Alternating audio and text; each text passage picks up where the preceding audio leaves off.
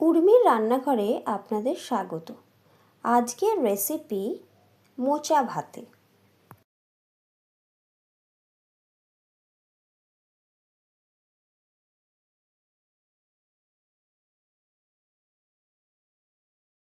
প্রথমে মোচাটাকে ছাড়িয়ে তারপরে এটাকে সরু সরু ছোট ছোট করে কেটে নিয়েছি।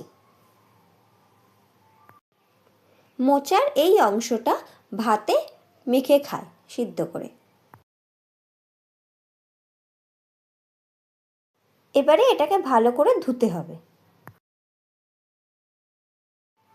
ধোয়া হয়ে গেছে, এবারে এটা কুকারে সিদ্ধ করতে হবে। আমার মোচা সিদ্ধ হয়ে গেছে। আমি আলু সিদ্ধও করে নিয়েছি।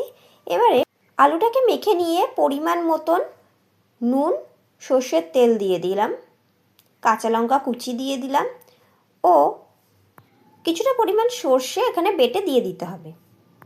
এখানে পোস্ত বাটা ব্যবহার করেছি। পোস্ত বাটাটা আগে থেকে তেলের মধ্যে হলুদ দিয়ে ভালো করে ভেজে নেওয়া হয়েছে।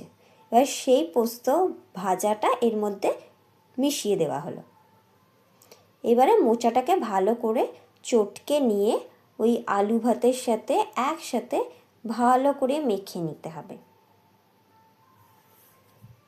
হাত দিয়ে ভালো করে চটকে চটকে মিশিয়ে মেখে নিতে হবে।